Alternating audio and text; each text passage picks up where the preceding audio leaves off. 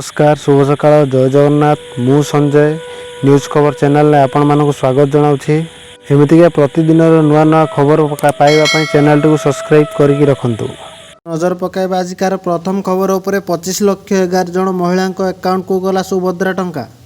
भुवनेश्वर जनता मैदान में प्रधानमंत्री सुभद्रा योजनार शुभारंभ करने सह महिला अकाउंट को प्रथम किस्ती टंका जाइछि। आज प्राय 25,11,000 जन महिला अकाउंट को 4,999 लेखाएं टंका जाइछि। पूर्वर अकाउंट को 1 टंका लेखा जाइथिला। हिताधिकारी अकाउंट को 1250 कोटी टंका 55,000 जाइथिबा जଣା पड़िछि। प्रधानमंत्री नरेंद्र मोदी दिन 11टा समय स्वतंत्र विमान जोगे भुवनेश्वर एयरपोर्ट रे पहुंचीथिले। खबर पर नजर पकाइबा आवास हिताधिकारी को घर बांटिले मोदी। गाड़ कोणरे आवास हिताधिकारी को गृह प्रवेश कराई घन चाबी बंटन करिसेंती प्रधानमंत्री नरेंद्र मोदी।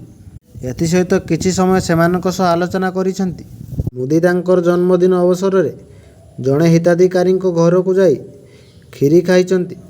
सेठी आवास हिताधिकारी को भेटी गृह प्रवेश कराइबा सहित किछि समय सेठी बिताइथिले, जेउथिरे मोट 10 लाख हिताधिकारी को चाबी बांटिचंती प्रधानमंत्री।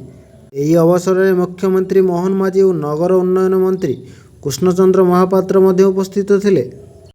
खबर उपरे नजर पकाइबा 2 दिन में खाइबा तेल 20 टंका महंगा। दिनक तले सोरिष तेलर दर लिटर पिछा 140 टंका थिबा बेले एबे 160 टंका बिक्री होउछि।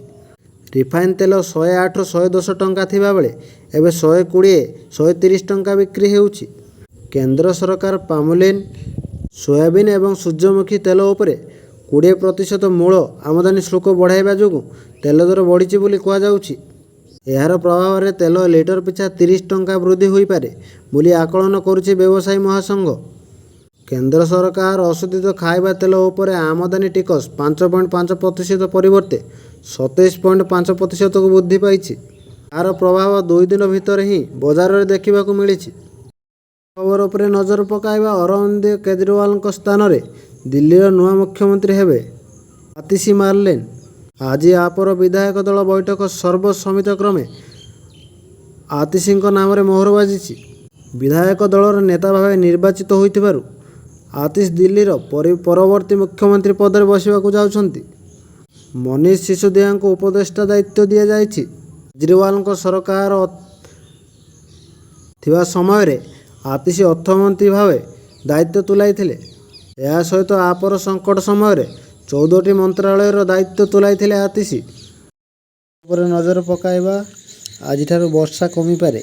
गांगेय पश्चिमबंग उपर सृष्टि होई झारखंड मुहां होइतिबा गभीर अवपात प्रभाव में उत्तर ओडिशार जिला गुड़िकर प्रबल अति प्रबल वर्षा होइछि। गतकाली सकाळ 8:30 आज सकाळ मध्य मयूरभंज जिलार उदलारे सर्वाधिक 41.7 मिलीमीटर वर्षा रेकर्ड करा जायतिला। आ व्यतीत जीवीनगर में 122, नुआनरे 120.4, बालीमुंडुली 116.2, बेतनटी 113, करंजिया 105.2, बाहालदारे 105 मिलीमीटर वर्षा होइछि। खबर पर नजर पकाइबा बालेश्वर जिला बस्ता ब्लॉक दे प्रवाहित जलका नदीर जलस्तर धीरे धीरे वृद्धि पाउछि।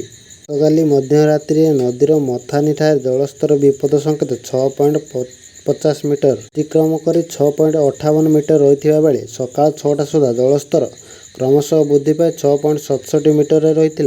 संध्या 6टार पुणी वृद्धि पाई 6.78 मीटर प्रभावित होता बेले राति 9टा सुधा पुणी वृद्धि पाई 6.81 मीटर जल प्रवाहित होउछि।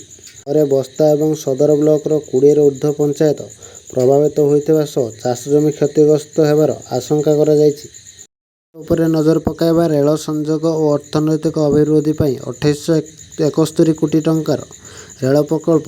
प्रधानमंत्री नरेंद्र मोदी गतकाली भुवनेश्वर में राज्यर बहु गुरुत्वपूर्ण रेल प्रकल्प गुड़िकर भित्तिप्रस्तर स्थापना करिसेंती। ଏହି ଅଞ୍ଚଳର ସାମାଜିକ ଅର୍ଥନୈତିକ ବିକାଶରେ ସହଯୋଗ କରିବା ପାଇଁ ରେଳ ସଂଯୋଗ ବୃଦ୍ଧି କରାଇବା ସହ ସମ୍ମୁଖ ରେଳମାର୍ଗ ଗୁଡ଼ିକ ପାଇଁ 2871 କୋଟି ମୂଲ୍ୟର ରେଳ ପ୍ରକଳ୍ପକୁ ଉଦ୍ଘାଟନ ଓ ଭିତ୍ତିପ୍ରସ୍ତର କରାଯିବ। ଉପରେ ନଜର ପକାଇବା ବୁଲଡୋଜର କାର୍ଯ୍ୟାନୁଷ୍ଠାନ ଉପରେ ରୋକ ଲଗାଇବେ ସୁପ୍ରିମକୋର୍ଟ। सारा देश में चली बुलडोजर कार्यानुष्ठान को नहीं आज सुप्रीमकोर्ट एक बड़ आदेश देइचंती। ସର୍ବୋଚ୍ଚ ନ୍ୟାୟାଳୟ ସମଗ୍ର ଦେଶରେ ବୁଲଡୋଜର କାରବାର ଉପରେ ରୋକ ଲଗାଇଛନ୍ତି। ସର୍ବୋଚ୍ଚ ନ୍ୟାୟାଳୟଙ୍କ ବିନା ଅନୁମତିରେ କୌଣସି ଉଚ୍ଛେଦ କରାଯିବ ନାହିଁ ବୋଲି କୋର୍ଟ ନିର୍ଦ୍ଦେଶ ଦେଇଛନ୍ତି। ଯଦି କୌଣସି ମନ୍ଦିର, ମସଜିଦ, ଗୁରୁଦ୍ୱାର କିମ୍ବା କୌଣସି ଧାର୍ମିକ ସ୍ଥାନ ସରକାରୀ ସମ୍ପତ୍ତିରେ ନିର୍ମାଣ ହେଉଛି ତେବେ ଆମର କୌଣସି ଆପତ୍ତି ନାହିଁ। କିନ୍ତୁ ଉଚ୍ଛେଦର ଆଇନ ସମ୍ମତ ହେବା ଉଚିତ। ମାମଲାର ପରବର୍ତ୍ତୀ ଶୁଣାଣି ଅକ୍ଟୋବର 1ରେ ହେବ। ଖବର ଉପରେ ନଜର ପକାଇବା। ଉତ୍ତରପ୍ରଦେଶ ଫିରୋଜାବାଦରେ ଘଟିଛି ଏକ ଅଘଟଣ। ଶିଖୋଆବାଦ ଥାନା ଅଞ୍ଚଳରେ ଏକ ବାଣ ଫ୍ୟାକ୍ଟ୍ରିରେ ବିସ୍ଫୋରଣ ହୋଇଛି। ଏଥିରେ 5 ଜଣ ପ୍ରାଣ ହରାଇଥିବା ବେଳେ 12 ଜଣ ଗୁରୁତର ଆହତ ହୋଇଛନ୍ତି। ବିସ୍ଫୋରଣ ଏତେ ଭୟଙ୍କର ଥିଲା ଯେ ପୁରା ବାଣ ଫ୍ୟାକ୍ଟ୍ରି ଛାରଖାର ହୋଇଯାଇଛି। ଘଟଣାସ୍ଥଳରେ ସ୍ଥାନୀୟ ପୁଲିସ, ଅଗ୍ନିଶମ ବାହିନୀ ଏବଂ ଏସଡିଆରଏଫ ଟିମ୍ ପହଞ୍ଚି ନିଆଁ ନିୟନ୍ତ୍ରଣ କରିବା ସହ ଆହତଙ୍କୁ ଉଦ୍ଧାର କରି ହସ୍ପିଟାଲରେ ଭର୍ତ୍ତି କରିଛନ୍ତି। ଗୁଦାମରେ କାମ କରୁଥିବା ଲୋକେ ଜୀବନ ବଞ୍ଚାଇବାକୁ ଏଣେତେଣେ ଦୌଡ଼ିଥିଲେ। ନିଆଁ ଏତେ ଭୟଙ୍କର ଥିଲା ଯେ ଏଥିରେ 5 ଜଣ ପ୍ରାଣ ହରାଇଛନ୍ତି। ଧ୍ୱଂସାବଶେଷ ତଳେ କିଛି ଲୋକ ଚାପି ରହିଥିବାର ଆଶଙ୍କା କରାଯାଉଛି।